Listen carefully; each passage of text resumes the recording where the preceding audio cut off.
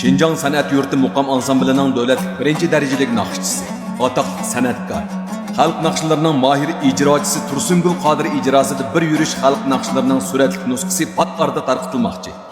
Tursungul Qodir ustozning naqshlarini yaxshi ko'radigan san'at suyar do'stlar. Undaq bo'lsa nazaringlar bizning doim numarimizda bo'lsin.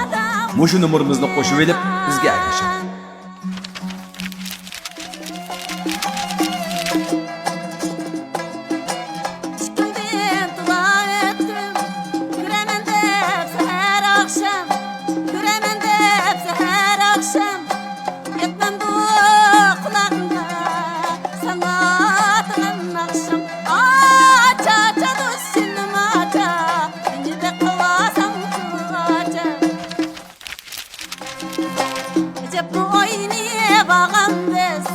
Nigarım oynayağam bağda, nigarım oynayağam bağda.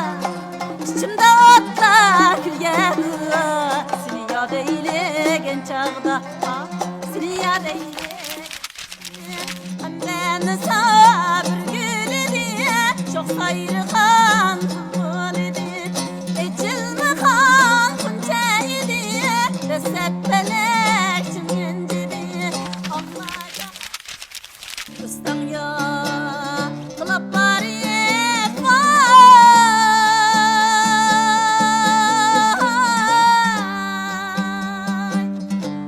Kansuanırım kaysiye.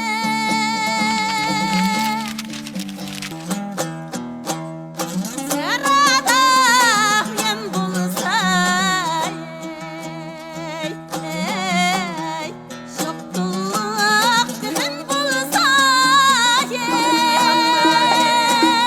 tek kovalas bilgen yalırım, muhidin hay bilirsen muhidin yalım. Yarının derdi de hayal kayboldu, men ağıyık balam. Bakıcı anladı, kendek kovalas bilgen